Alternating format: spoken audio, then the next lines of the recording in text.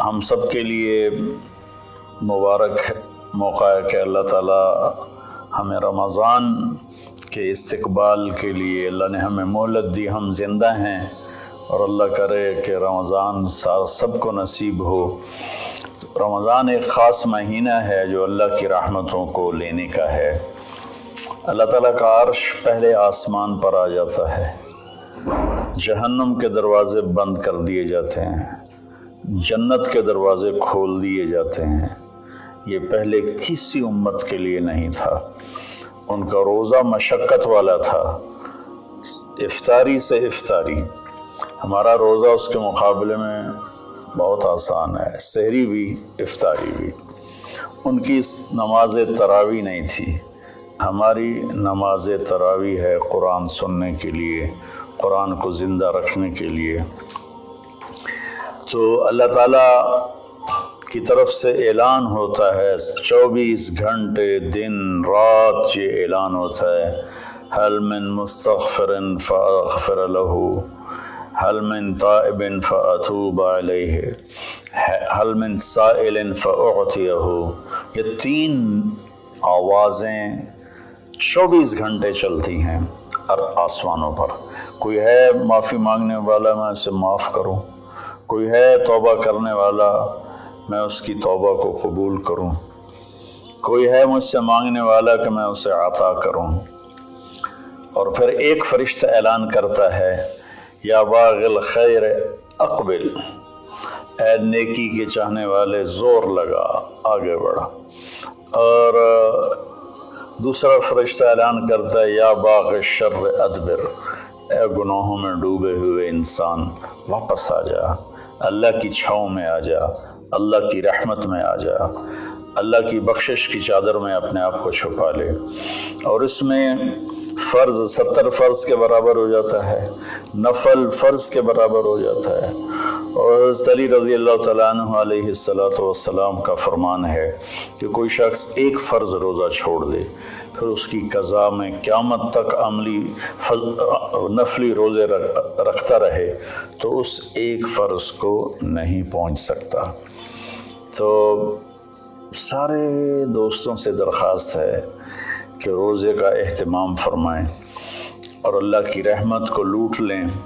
اور میں ایک حدیث سناتا ہوں کہ میرے نبی نے کس طرح رمضان کا استقبال کیا۔ آپ ممبر پر تشریف لائے، خصوصی طور پر جمع کیا، یا جمعہ کا خطبہ تھا تو آپ خطبہ بیٹھ کے نہیں دیتے تھے، کھڑے ہو کے دیتے تھے، چونکہ آپ کا خطبہ مختصر ہوتا تھا۔ تو آپ نے فرمایا، ماذا یستقبلکم وماذا تستقبلون، وہ کون آ رہا ہے؟ مفہوم ہے، لفظی ترجمانی مفہوم ادر۔ ہم نے کہا وہ کون آ رہا ہے اور تم کس کی طرف جا رہے ہو؟ سب یوں ہو گئے۔ پھر آپ نے کہا، ماذا یستقبلکم وماذا تستقبلون، وہ کون آ رہا ہے اور تم کس کی طرف جا رہے ہو؟ سارے صحابہ میں ہلچل مچ گئی۔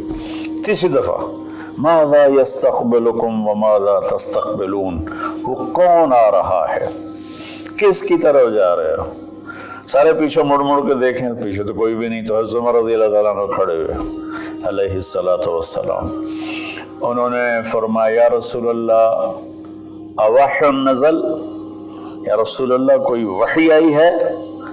آپ نے فرمایا لا، کہ نہیں۔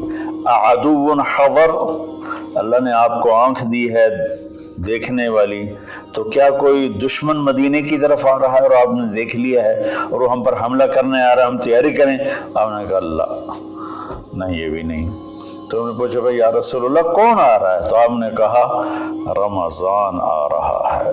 سبحان اللہ، کیا خوبصورت انداز تھا متوجہ کرنے کا، عظمت بٹھانے کا، ہیبت بٹھانے کا، کہ رمضان آ رہا ہے۔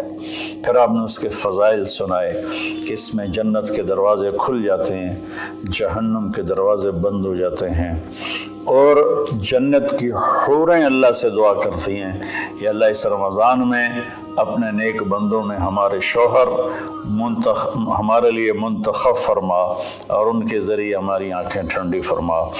اور جہنم کے سارے دروازے بند ہو جاتے ہیں، شیطان قید ہو جاتا ہے، اور اس رمضان کا مطلب ہے جلنا، رمض یرمز، جلنا۔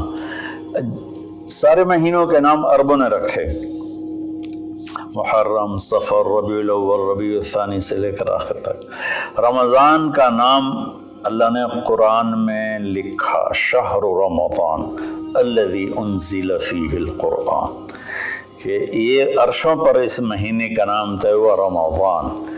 تو اس مہینے کے نام اور روزے میں کیا مطابقت ہے، ان میں جوڑ کیا ہے کہ رمضان جل جانا، اس میں جب کوئی روزہ رکھنے والا، روزہ رکھنے والی جب روزے رکھتا جاتا ہے تو اس کے گناہ پچھلے سال کے جلتے جاتے ہیں، جلتے جاتے ہیں، جلتے جاتے ہیں، یہاں تک کہ اللہ جیسے لوہے کو صاف کیا جاتا ہے آگ سے، اور دھاتوں کو صاف کیا جاتا ہے آگ سے، اور ظاہری میل کو صاف کیا جاتا ہے پانی سے، تو پورے سال میں جو گندگیاں ہمارے اندر گھس جاتی ہیں، کبھی حسد، کبھی بغض، کبھی کینہ، کبھی کچھ، تو اللہ تعالیٰ اس کو اندر سے کھینچ کے باہر نکال کے صاف کر دیتا ہے۔ اور عید کی رات کہتا ہے کہ فرشتوں سے جن مزدوروں نے مزدوری پوری کر دی ہو تو اس کا کیا، اس کے ساتھ کیا ہونا چاہیے، تو سب نے عرض کیا اس کو مزدوری ملنی چاہیے۔